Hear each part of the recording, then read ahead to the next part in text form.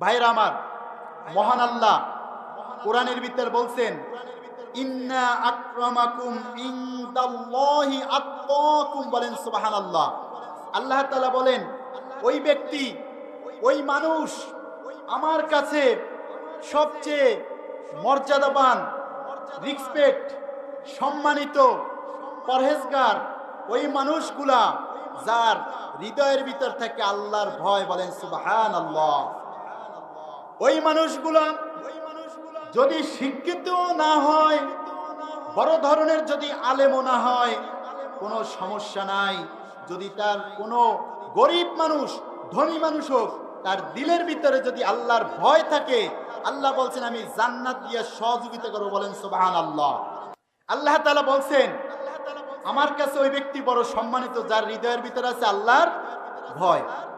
মহান আল্লাহ রাব্বুল আলামিন কুরআনুল কারীমের ভিতর বলেন, ওয়ালা তাহিনু ওয়ালা তাহজানু ওয়া আনতুমুল আলাউনা ইন কুনতুম মুমিনিন। আল্লাহু আকবার।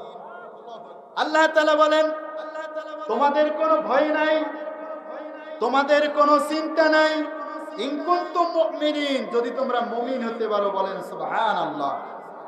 অপর এক আয়াতে সূরা মায়েদার 2 নম্বর আয়াতে আল্লাহ বলছেন, ওয়াতাওয়ানু আলাল বিররি ওয়াত তাকওয়া ওয়ালা তাআওয়ানু আলাল ইসমি ওয়াল উদওয়ান ওয়াত্তাকুল্লাহা ইন্নাল্লাহা শাদীদুল ইকাব। আল্লাহ তাআলা বলেন কোরআনের ভিতরে, খেয়াল করে শুনেন, নেক কাজ ও তাকওয়ার ব্যাপারে একে অপরকে সহযোগিতা করো, এবং গুনাহের কাজ এবং সীমা অতিক্রম কাজে একে অপরকে সহযোগিতা করো না। এই একখানা আয়াতের ব্যাখ্যা যদি আমি করি 2 ঘন্টা করা যাবে, বেশি ব্যাখ্যা দেওয়া যাবে না। সরল অনুবাদটা বলবো, খেয়াল করে শুনবেন। ভাইরা আমার, বন্ধুরা আমার, লক্ষ্য করে শুনুন।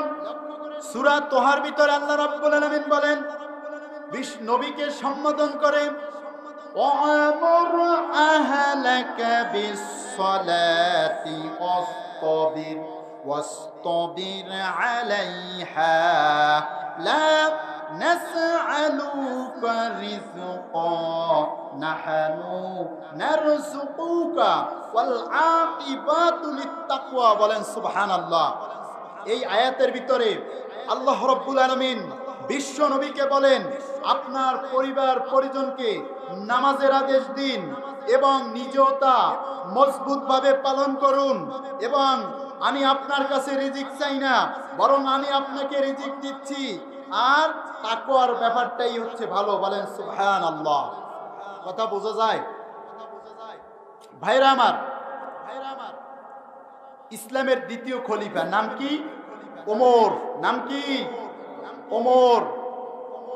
এই ওমর রাদিয়াল্লাহু তাআলা আনহু কাবকে প্রশ্ন করলেন, উবাই ইবনে কাবকে প্রশ্ন করলেন যে আপনি কি আমাকে একটু তাকওয়ার উদাহরণ বুঝাইয়া বলবেন?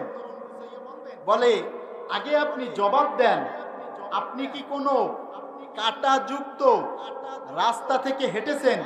বলছে, হ্যাঁ অবশ্যই আমি হেঁটেছি। বলছে, এবার উবাই ইবনে কাব বলেন, যখন আপনি কাঁটাযুক্ত রাস্তা দিয়ে হাঁটেন তখন আপনি কি করেন?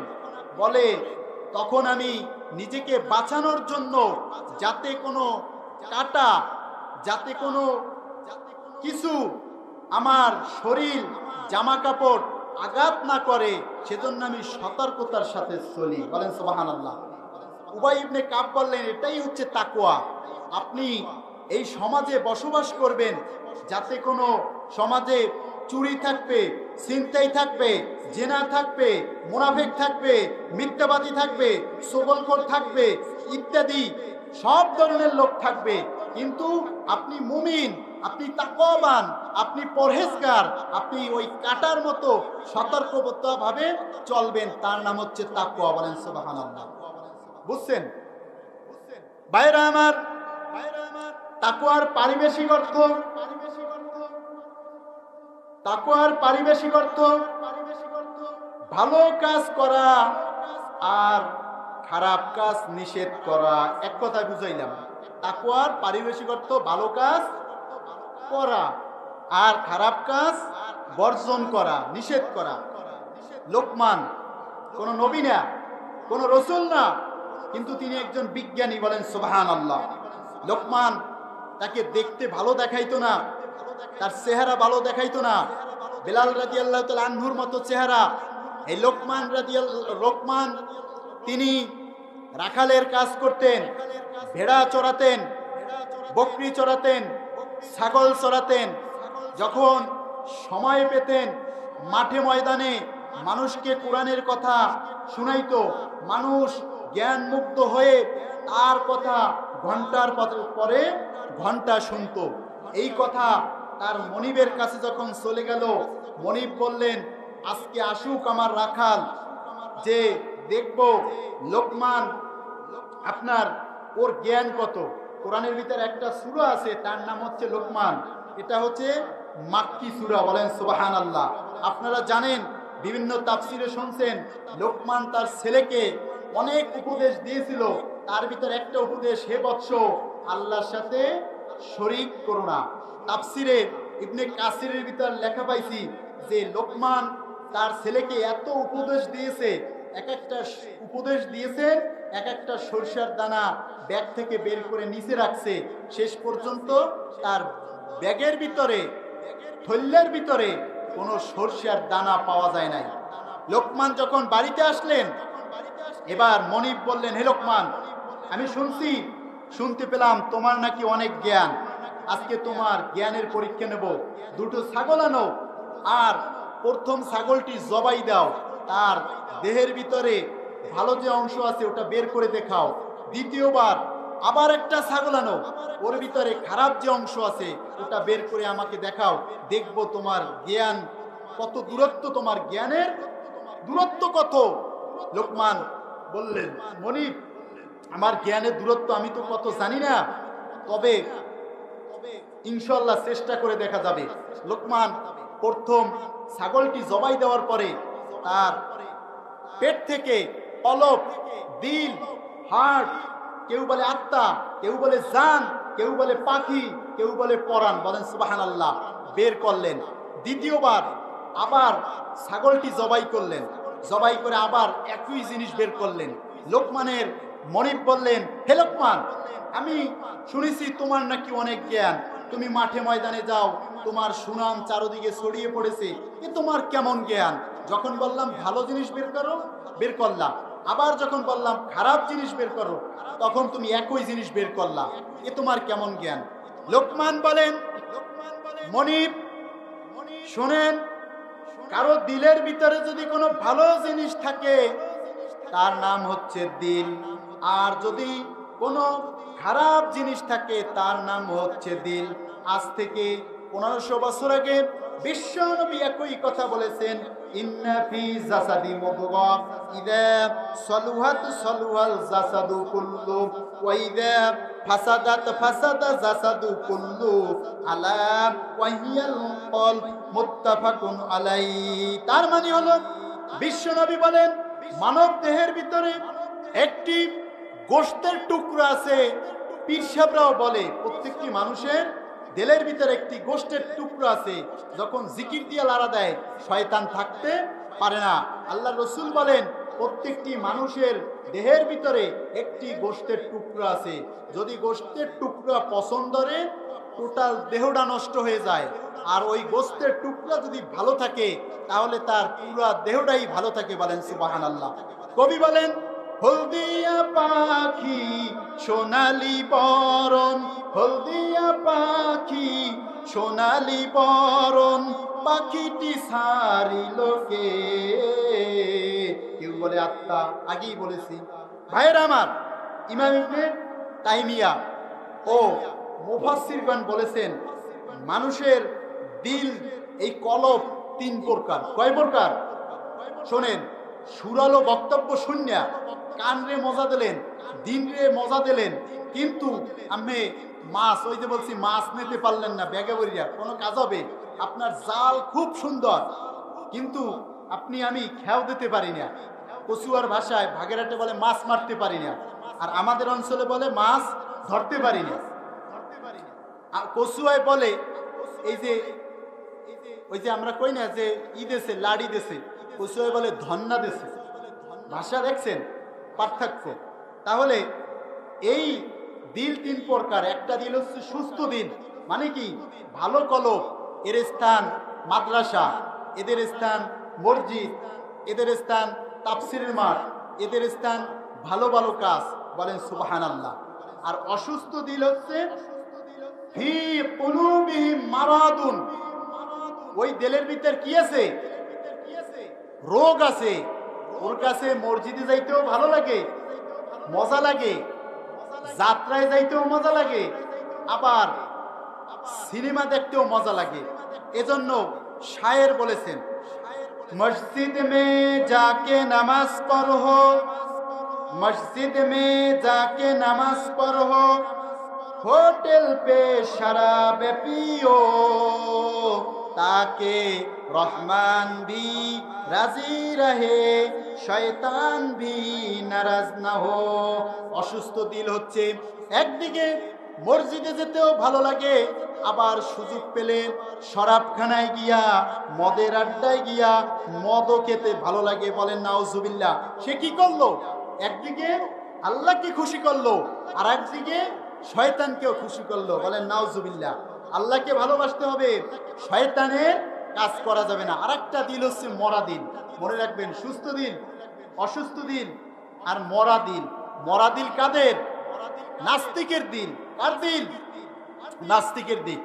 পত্রিকায় একটা ঘটনা আসছে, এক নাস্তিক বলতেছে, স্যার অজু করছি, প্রাইভেট তো পড়ছি, আসরের নামাজ হয়ে গেছে, একটু নামাজ পড়তে যাব।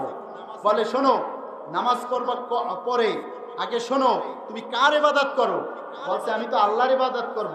তাই শোনো, যাকে দেখি না তার ইবাদত করতে নাই, বলেন নাউজুবিল্লাহ।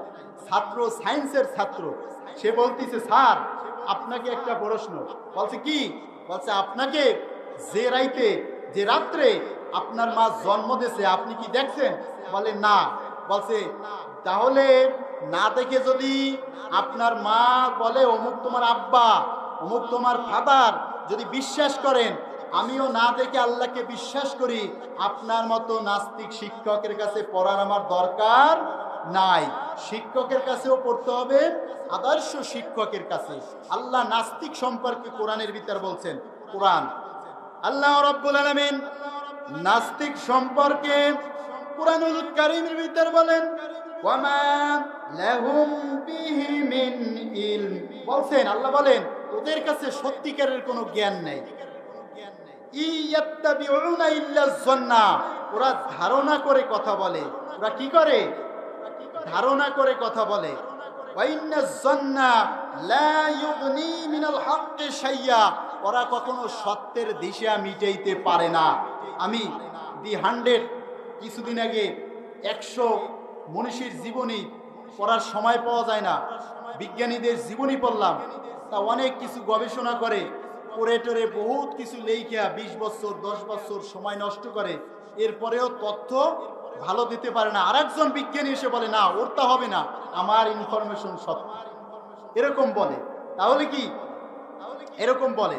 ভাইরা আমার, বন্ধুরা আমার, এই কিয়ামতের ময়দানে আল্লাহ তাআলা বলেন, ইয়াউমা লা ইউনফাউ, ইয়াউমা লা ইয়ানফাউ মাল ওয়ালা বানুন ইল্লা মান আতাল্লাহা বিকলবিন সালিম, বলেন আল্লাহু আকবার। এই আয়াতের ভিতর বলছেন যে সূরা শুআরার ভিতর আল্লাহ বলেন, কিয়ামতের ময়দানে তোমাদের সম্পদ সন্ততি কোনো কাজে আসবে না, আসবে পবিত্র দিল, পবিত্র আত্মা নিয়ে যদি হাজির হইতে পারো, আল্লাহর কাছে তোমরা শান্তিতে থাকবা, জান্নাতি মানুষও, বলেন সুবহানাল্লাহ।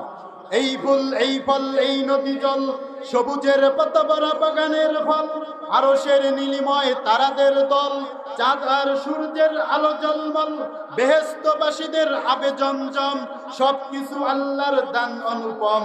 তাজরি মিন তাহতিয়াল আনহার, জান্নাতের পাদদেশে সবকিছু থাকবে, কোনো কিছুর অভাব হবে না। বলেন সুবহানাল্লাহ। শুধু দুনিয়ার বুকে অভাব, ঘের লইয়া মারামারি, পথ লইয়া মামলা, গাছ লইয়া হামলা, জান্নাতে কোনো অভাব থাকবে না। বলেন সুবহানাল্লাহ। ভাইরা আমার, বন্ধুরা আমার, আল্লাহর ইবাদত করতে হবে। কার ইবাদত? আর তাকওয়াবান হইতে হবে। কি হইতে হইবে? তাকওয়াবান হতে হবে। আল্লাহ তাআলা পবিত্র কুরআনুল কারীমের ভিতরে বলেন তার নবীকে, ইয়া আইয়ুহান নাবিয়্যু তাকিল্লাহ ওয়া লা তুতি'ল কাফিরিনা ওয়াল মুনাফিকিনা ইন্নাল্লাহা কানা আলীমান হাকীমা। বলেন আল্লাহু আকবার। এই আয়াতের ভিতরে খেয়াল করে শুনেন, কিন্তু এই আয়াতের ভিতরে আল্লাহ তাআলা বলেন, হে নবী, কি বলছে বলেন? হে নবী, আপনি আল্লাহকে ভয় করেন এবং কাফের মুনাফিক এদের আনুগত্য করবেন না। নিশ্চয়ই আল্লাহ বড় হাকিম, বড় জ্ঞানী। বলেন সুবহানাল্লাহ। এবার আমি তাকওয়াবান ছেলে আর ফাকুয়াবান ছেলে, যেই ছেলের তাকওয়া আছে তার একটা উদাহরণ শুনাই, আর যেই ছেলের তাকওয়া নাই তার একটা উদাহরণ শুনাই। তাকওয়াবান ছেলের উদাহরণ শোনেন। ছেলে নামাজি, ছেলে পরহেজগার। মাকে বলতেছে, মা আমি বিদেশ যাব। বলছে যাও। বিদেশ গিয়া মাসে মাসে টাকা পাঠায়, মার সাথে কথা বলে, বোনের সাথে কথা বলে, ভাইয়ের সাথে কথা বলে, বন্ধু বান্ধবের সাথে কথা বলে। হঠাৎ মা একদিন কথা বলে না, আবার সবার সাথে কথা বলে। ভাইকে বলে, ভাই আম্মু কোথায়? বলছে মা একটু অসুস্থ, সেজন্য কথা বলতে পারে না, কথা বলতে গেলেই তার সমস্যা হয়। বলছে আচ্ছা ঠিক আছে, মা যাতে শান্তি পায় আমার আম্মা সেই কাজ করুক। হঠাৎ 5টি বছর হয়ে গেল। ছেলে 10 থেকে 8 দিন বাদে দেশে আসবে, মার সাথে দেখা করবে। ছেলে চিন্তা করলো, আমি আমার মাকে দেশে এসে ভালো ডাক্তার দেখাবো, আমার মা বেঁচে থাকুক, আমি এটা চাই। কারণ মায়ের পায়ের নিচে সন্তানের জান্নাত। বলেন সুবহানাল্লাহ। ছেলে দেশে আসার আগে মা মারা গেল। এই ঘটনা ছেলেকে কেউ বলল না। এরপরে ছেলে দেশে আসলো, রিসিভ করার জন্য সবাই গেল। এবার প্রাইভেট গাড়ির ভিতরে বসে ছেলে বলে, বাবা আমি অনেক প্রকারের খাবার এনেছি, পোশাক এনেছি। এই পোশাক থেকে যে যত ভাগ চাবে, দাবি করবে, আত্মীয় স্বজন আবদার করবে, সবাইকে পোশাক দেব। কিন্তু আমার মায়ের জন্য যা এনেছি এগুলা থেকে আমি কাউকে ভাগ দেব না। দেশে বাসায় এসে সবাইকে সব বুঝিয়ে দিল। এবার মায়ের পালা। মাকে বলতেছে, মা কোথায়? মায়ের পোশাক, খাদ্য সব দেব, ভিআইপি খাবার। বাবা বলে, মান্নান ও আমার ছেলে, তোমার মা 8 থেকে 10 দিন আগে মারা গিয়েছে। ছেলে এবার দুচোখের পানি ছেড়ে বলে, মা তোমার সাথে আর দেখা হলো না। এই ছেলে বড় তাকওয়াবান। ছেলে বলে, মা তোমার জন্য দোয়া করা ছাড়া আমার আর কিছু নাই। বলেন রব্বিরহামহুমা কামা রব্বায়ানি সগীরা। রব্বিরহামহুমা কামা রব্বায়ানি সগীরা। মা যেন মোর খাঁটি সোনা, মা যেন মোর খাঁটি সোনা, নীল আকাশের চাঁদ। মাগো তোমায় না দেখিলে মিটে না গো সাত। আল্লাহ বলেন, ওয়াকাদ রব্বুকা আল্লা তা'বুদু ইল্লা ইয়াহু ওয়া বিল ওয়ালিদাইনি ইহসানা। জোরে বলেন সুবহানাল্লাহ, আরেকটু জোরে বলেন সুবহানাল্লাহ। আল্লাহ বলেন, আমি ফয়সালা করছি, আমি হুকুম দিয়েছি, আমার ইবাদত করার পরে পিতামাতার সাথে ভালো ব্যবহার করবা। বলেন সুবহানাল্লাহ। এবার আসেন, তাকওয়াবান ছেলে, যেই ছেলের তাকওয়া নাই, তার একটা উদাহরণ শোনো, খেয়াল থাকবে তো, মনে থাকবে। ছেলে, মা বলতেছে ছেলেকে, বাবা তোমার আব্বা পরহেজগার মানুষ, ভালো মানুষ, হালালান তাইয়্যিবান, হালাল খাদ্য ছাড়া খানা খায় না, খাদ্য খেতে গেলে কারো বাড়িতে তাহাকিক করে খায়, ব্যাখ্যা বিশ্লেষণ করে খায়। তোমার আব্বা মাঠে ময়দানে যায়, কিছুদিন কাজকর্ম পায় না, তুমি যদি কিছু টাকা দিতা। ছেলে বলতেছে, মা বড় ভাই আছে, বড় ভাইয়ের কাছে একটু চাইতে পারেন না?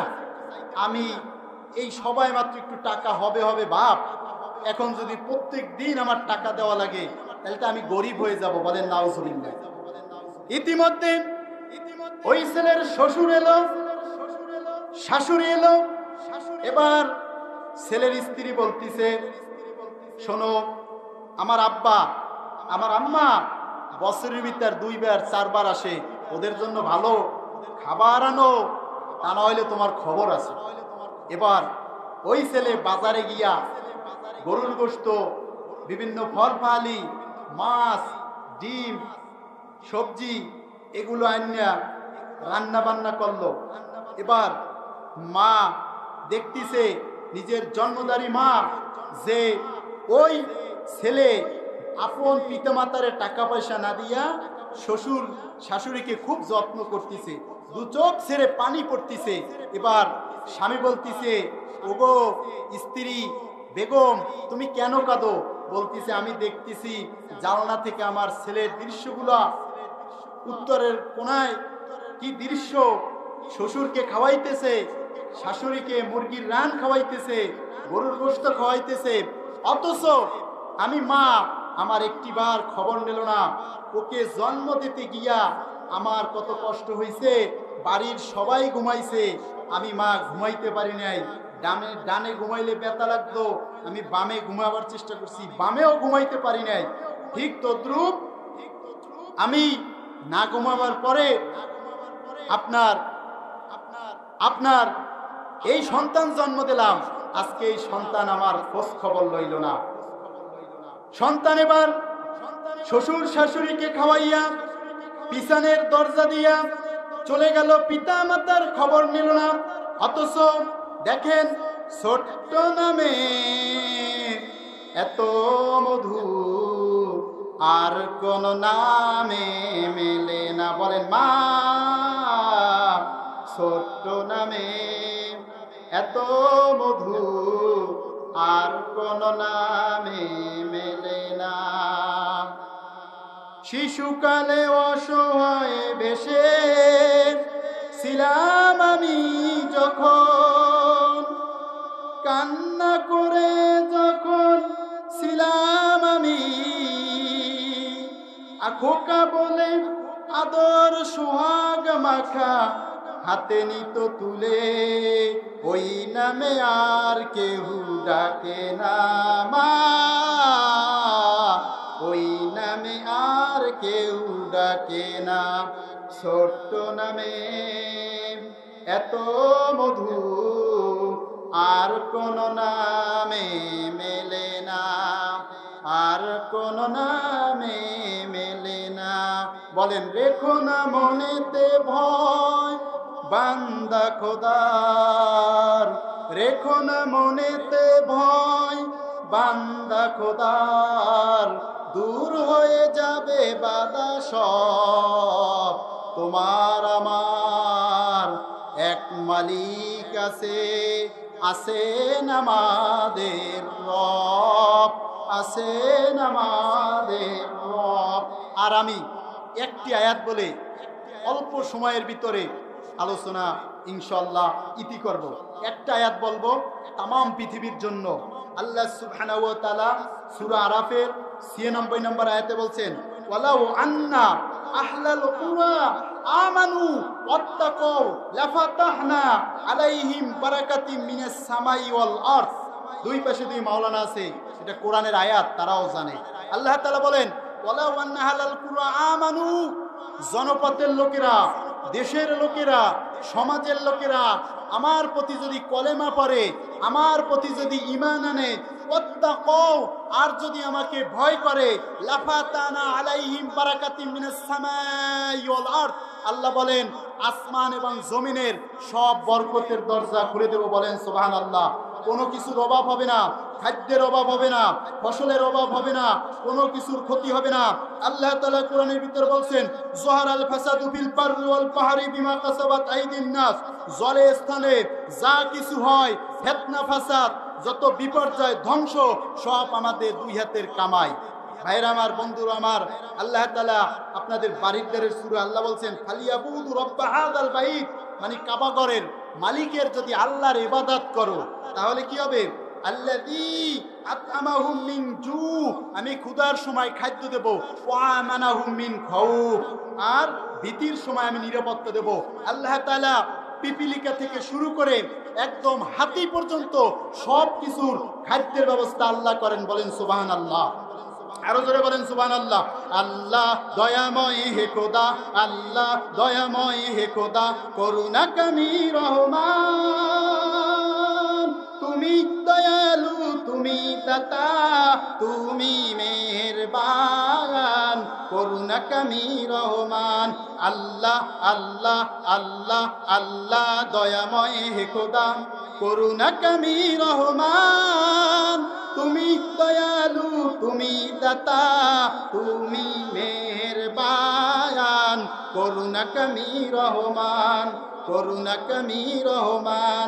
মেঘের মাঝে বিদ্যুৎ চমক তোমার জিকির করে, তোমার নামে ফোটায় ফোটায় বৃষ্টি ধরায় ঝরে। মেঘের মাঝে বিদ্যুৎ চমক তোমার জিকির করে, তোমার নামে ফোটায় ফোটায় বৃষ্টি ধরায় ঝরে।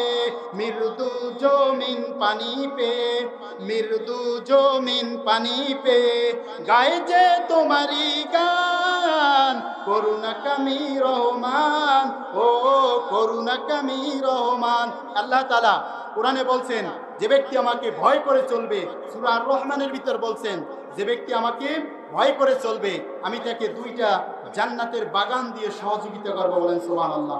কোরআনের ভিতরে অসংখ্য আয়াতের ভিতরে এই কথাগুলো লেখা আছে। যে ব্যক্তি তাকওয়াবান হবে, যে ব্যক্তি পরহেজগার হবে, আল্লাহ বলছেন আমি তাকে জান্নাত দেব, তার ওয়াদা, আর জান্নাতে বিভিন্ন ধরনের খাদ্য দেবে।